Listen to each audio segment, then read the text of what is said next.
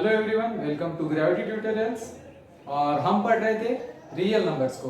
तो ये real numbers का कंटिन्यूशन है और ये रियल नंबर्स का फिफ्थ पार्ट है। और हम इस पार्ट में हम इरेशनल नंबर से रिलेटेड कुछ प्रूफ्स के बारे में स्टडी करेंगे।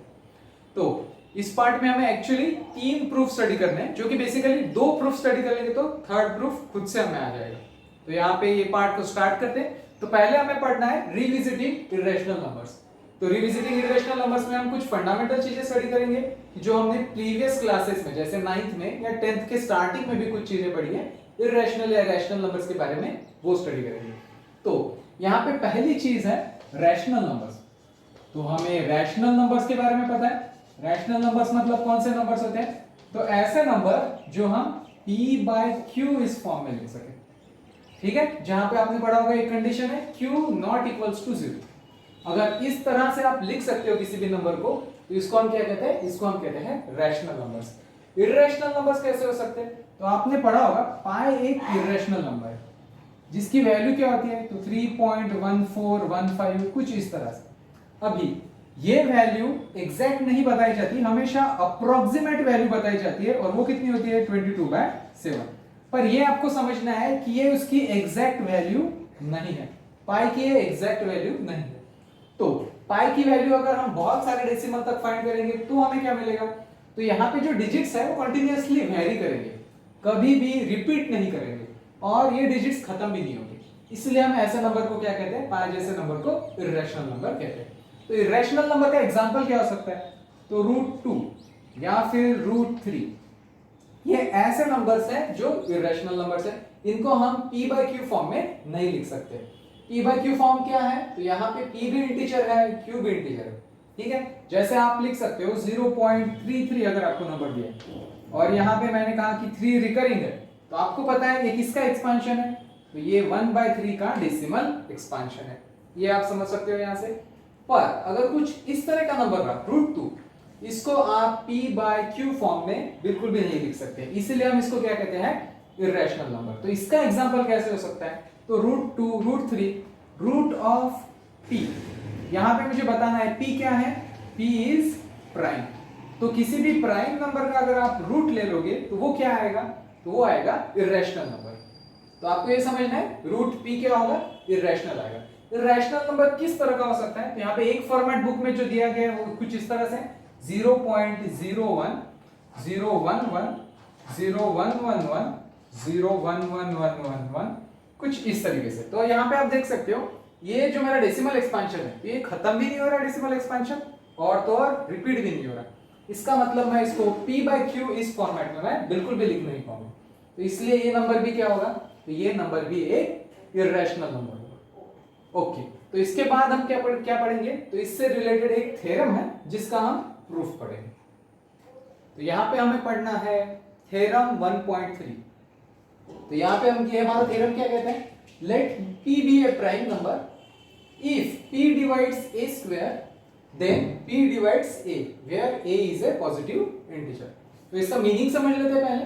तो क्या क्या कह रहा है ये कि अगर मेरे पास कोई भी एक रैंडम नंबर है, क्या नंबर है? a, उसका मैंने स्क्वायर कर दिया। ये मेरा थ्योरम क्या कह रहा है कि p अगर a स्क्वायर को डिवाइड करता है, इसका मतलब यही है कि p जो है वो a को भी डिवाइड करेगा। तो इसका प्रूफ कैसे रखेंगे? तो यहाँ पे हम a को पहले तो हमारा a जो नंबर है उसके हम फैक्टर्स लिखेंगे। तो a के कुछ फैक्टर्स होंगे p1 p2 p3 so on, कहां तक? pn तक इसके फैक्टर्स होंगे। और इसमें से शायद कुछ रिपीट भी कर रहे हो, ऐसा भी हो सकता है। और अभी हमें पता है कि क्या है, p किसको डिवाइड करता है? a स्क्वायर को। तो इसीलिए a ना लिखते हुए हम इसको a स्क्वायर इस फॉर्मेट में लिखने की कोशिश करते हैं। तो a स्क्वायर की वैल्यू कितनी हो जाएगी? तो यहाँ पे हर एक फैक्टर में मुझे स्क्वायर करना पड़ेगा। तो p1 का स्क्वायर है, p2 का स्क्वायर है, सो ऑन pn तक मैंने सारे नंबर्स का स्क्वायर कर लिया। अब ये सारे के सारे numbers p1 p2 p3 pn, यहां तक सारे के सारे नंबर्स क्या है? तो यहां पे मुझे बताना है pn क्या है? सारे के सारे प्राइम नंबर्स है।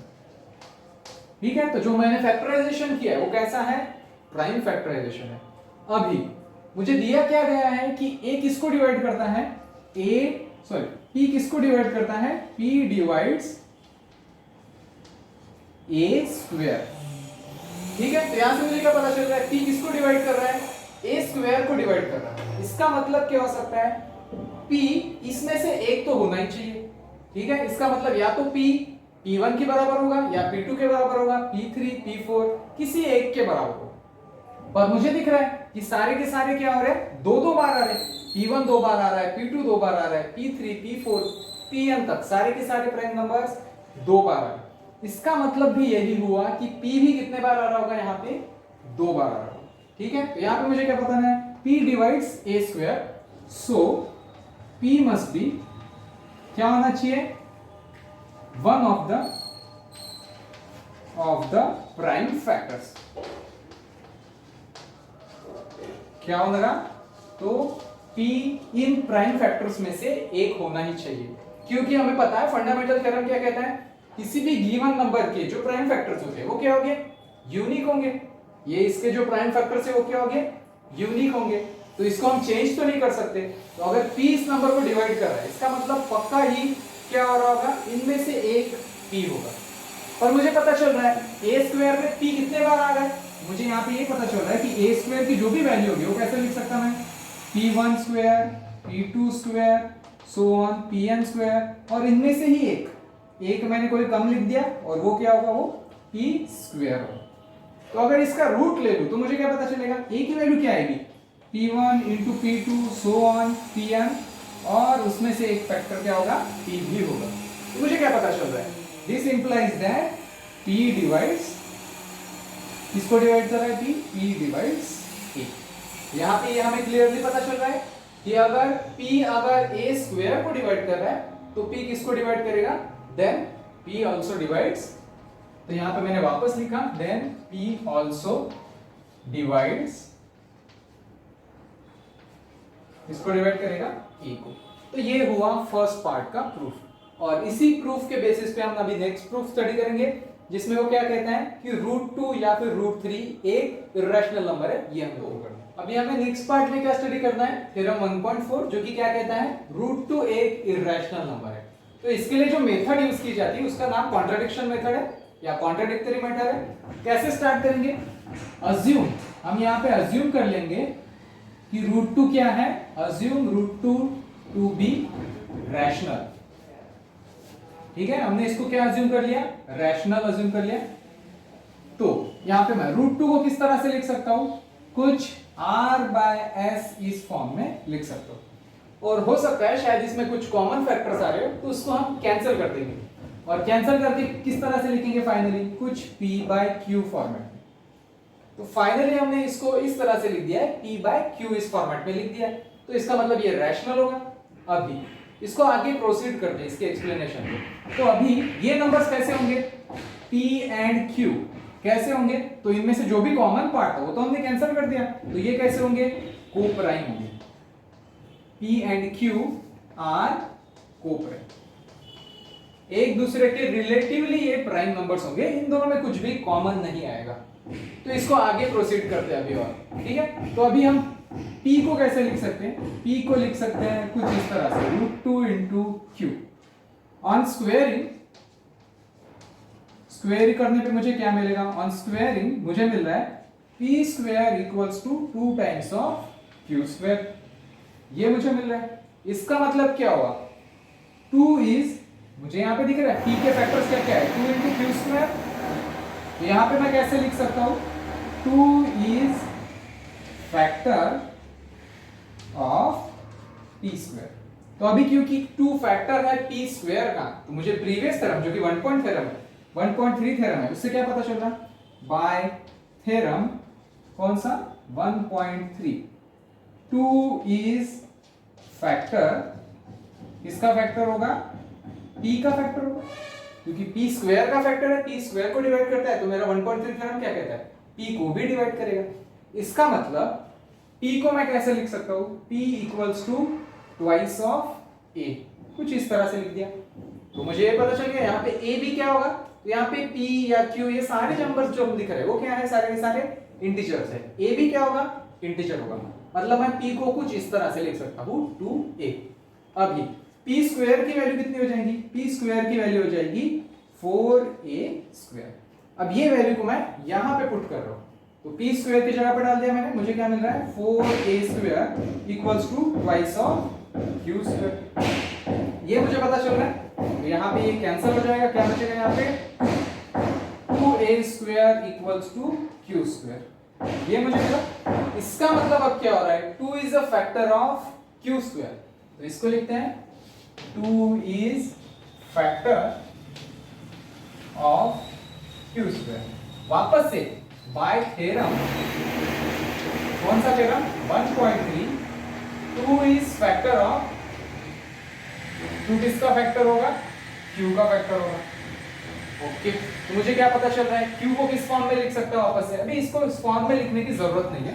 अभी मुझे ये पता चल रहा है कि q में भी एक 2 आ रहा है और p में भी एक q आ रहा है। इसका मतलब क्या हुआ, this implies that p and q have common factor. क्या कॉमन फैक्टर है, 2। पर ये क्या कॉन्ट्राडिक्ट कर रहा है, दिस कॉन्ट्राडिक्ट्स और assumption। हमने क्या अज्यूम किया था पहले, that p by q are coprime.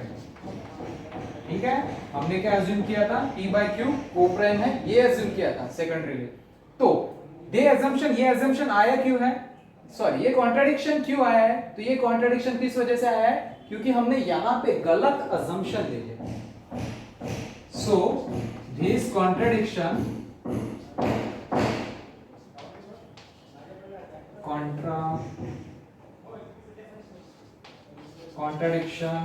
has arisen किसकी वजह से, due to our wrong assumption। और हमारा wrong assumption क्या था, that √2 is rational। तो यहां से हमें क्या पता चल रहा है कि ये हमारा अगर assumption ये गलत है, इसका मतलब क्या होता है कि √2 क्या हुआ होगा, तो यहां पे हम फाइनल आंसर लिख रहे हैं, this implies that √2 is irrational। तो यहां पे मेरा ये सेकंड प्रूफ खत्म हो गया। इससे रिलेटेड ही एग्जैक्टली थर्ड प्रूफ है, जो कि क्या कहता है, √2 is irrational हमने प्रूव किया, वैसे ही √3 is irrational, एकदम सिमिलर सा प्रूफ है। अगर ये प्रूफ आप लोगों को समझ में आ गया तो वो प्रूफ आप इजीली। एग्जांपल 9th एग्जांपल हमें सॉल्व करना है, जो कि बेस्ड है हमारे थ्योरम 1.4 पे, जो प्रीवियसली हमने पढ़ा है। क्या प्रूव करना है यहाँ पे कि √3 क्या है, इर्रेशनल है। तो स्टार्टिंग बिल्कुल एग्जैक्टली सेम स्टार्ट करेंगे हम, क्या कहेंगे, अज्यूम कॉन्ट्रेरी, या फिर सिर्फ अज्यूम √3 क्या है, √3 इज रैशनल। और अगर √3 रैशनल होगा तो क्या कह सकते हैं हम, √3 को कैसे लिख सकते हैं, √3 इक्वल्स टू a/b। यहाँ पे a और b क्या होंगे, हमारे इंटीजर्स होंगे। ओके, यहाँ पे फाइनली मैं इसको सिंप्लीफाई करके क्या लिख दूँ कि √3 की वैल्यू जो है मैं कुछ इस तरह से लिख रहा हूँ r/s। ठीक है, तो a और b और r/s में, a/b और r/s में क्या यहाँ पे डिफरेंस है, तो यहाँ पे डिफरेंस ये है कि a/b जो थे उसमें शायद कुछ कॉमन नंबर्स रह गए हो, जैसे इसमें भी 2 हो, इसमें भी 2 हो, और वो हमने कॉमन क्या कर दिए, कैंसिल कर देंगे। यहाँ पे हमें क्या पता चल रहा है, यहाँ पे हमारे a b आर इंटीजर्स, और यहाँ पे r एंड s, r क्या हो गया, ये क्या होंगे, कोप्राइम है, तो ये खुद भी इंटीजर्स होंगे। तो यहां तक हम पहुंच चुके थे, ये सिमिलरली हमें सॉल्व करना है, ऐसे ही हमने स्टार्ट किया था √2 इरेशनल प्रूव करने के लिए। तो √3 में r/s भी क्या होंगे, यहाँ पे ये सारे, ये दोनों भी क्या होंगे, कोप्राइम इंटीजर्स होंगे, कोप्राइम नंबर्स होंगे। फिर यहाँ पे हम क्या लिखेंगे, r की वैल्यू कैसे लिख सकते हैं हम, r equals to √3 times of s। On squaring, square करने के बाद इससे हमें क्या मिलेगा, r स्क्वेयर इक्वल्स टू √3 का स्क्वेयर, √3 का स्क्वेयर कितना हो जाएगा, 3s स्क्वेयर। तो नेक्स्ट क्वेश्चन हमें सॉल्व करना है, एग्जाम्पल नंबर 9। क्या कहता है ये सवाल, प्रूव दैट √3 इज इरेशनल। बिल्कुल सिमिलर स्टेप्स फॉलो करने हैं जैसे हमने प्रीवियस क्वेश्चन में स्टडी किए थे, जो कि था थ्योरम 1.4। तो थ्योरम 1.4 में जो भी हमने मेथड स्टडी किए वही यहाँ पे अप्लाई करनी है। तो क्या किया था, फर्स्ट स्टेप क्या था उसमें हमारा, कि हमें जो भी नंबर दिया गया है उसको हम क्या अज्यूम करते थे, रैशनल है करके अज्यूम करते थे। ये कॉन्ट्रेरी है, जो हमें प्रूव करना है उसका अपोजिट ले लिया हमने, क्या बोल लिया, अज्यूम √3 इज रैशनल। अब अगर कोई भी गिवन नंबर रैशनल है तो हम √3 को कैसे लिख सकते हैं, √3 इक्वल्स टू r/s, कुछ इस तरह से हमने √3 को लिख दिया। यहाँ पे r और s क्या होंगे, r, s are coprime numbers,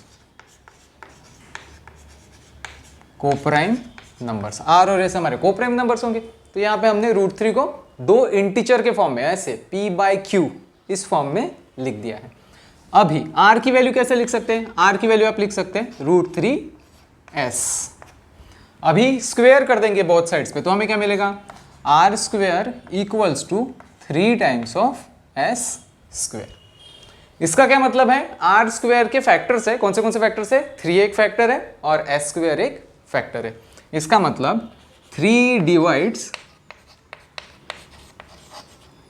r², और अगर 3r² को डिवाइड करता है देन हमें पता है थ्योरम 1.3 से कि 3 डिवाइड्स किसको डिवाइड करेगा, r को डिवाइड करेगा। इसका मतलब हम r को कैसे लिख सकते हैं, this implies that r equals to कुछ भी लिख सकते हो आप, 3a। a क्या होगा, कोई इंटीजर होगा। तो यहाँ पे हमने r को कैसे लिख लिया, 3a। क्यों, क्योंकि r हमें पता है 3 से डिविजिबल है, तो ये भी r भी इंटीजर है, a भी इंटीजर है। अभी ऑन स्क्वेयरिंग हमें क्या मिलेगा, इसका इंप्लीकेशन क्या हो जाएगा, r² की वैल्यू कितनी है, 9a²। ये वैल्यू हम यहाँ पे पुट करेंगे, तो यहाँ पे मुझे क्या मिल रहा, 9a² इक्वल्स टू कितना हो रहा है, 3s²। यहाँ पे 3 और 3 यहाँ से कैंसिल हो जाएंगे, तो मुझे क्या मिलेगा, 3a² की जो वैल्यू है वो किसके बराबर है, s² के बराबर। इससे अभी क्या इंप्लाई होता है कि 3 डिवाइड्स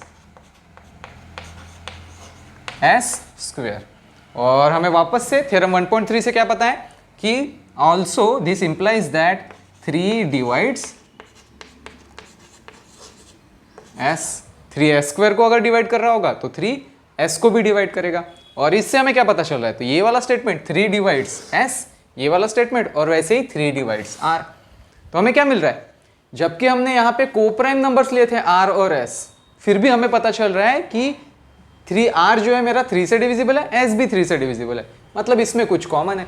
तो ऐसा लेने के बावजूद, कोप्राइम लेने के बावजूद ये कॉन्ट्राडिक्शन क्यों आ रहा है, तो this contradicts the fact that r and s are coprime.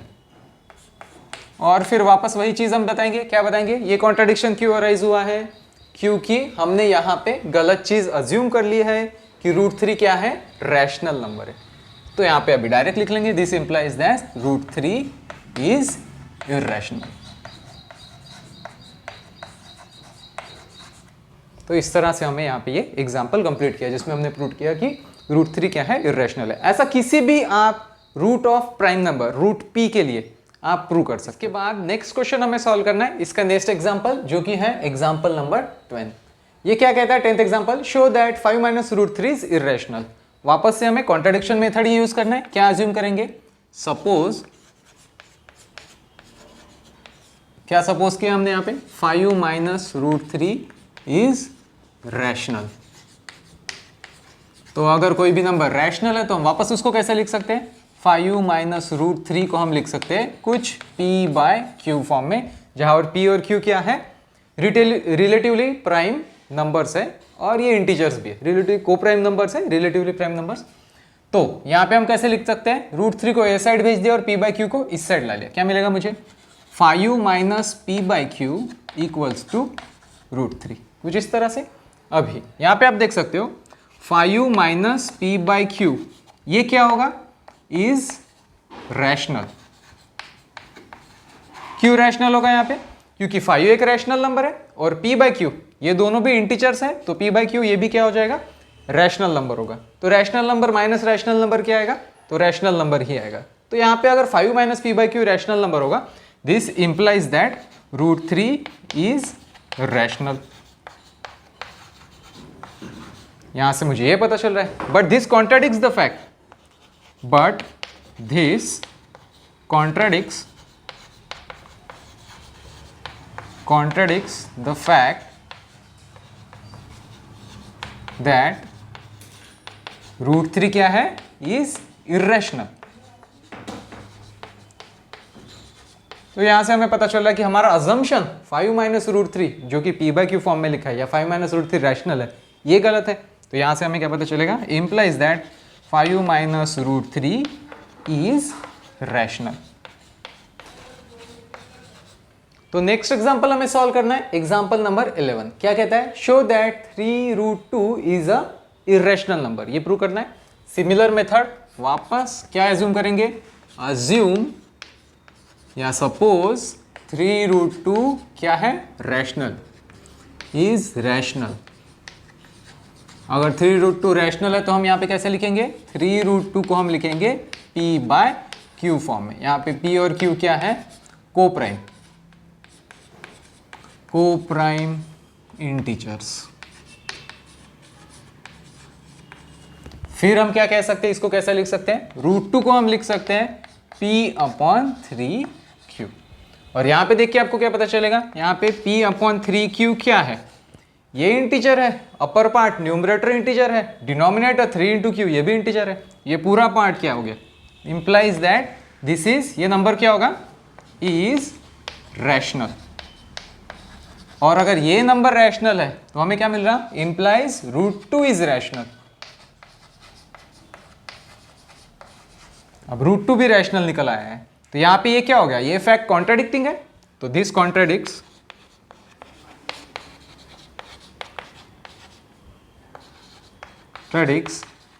The fact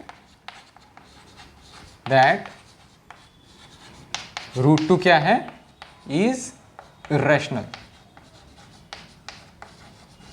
और इससे हम क्या कहेंगे, thus this implies that 3√2 is irrational।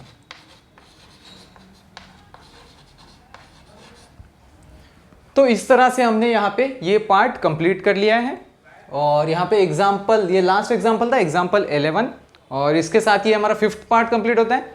Next part में इससे रिलेटेड जो एक्सरसाइज होगी उसके क्वेश्चंस हम सॉल्व करेंगे, और वो एक्सरसाइज बहुत ही छोटी है। Thank you for watching this video. Please like and subscribe.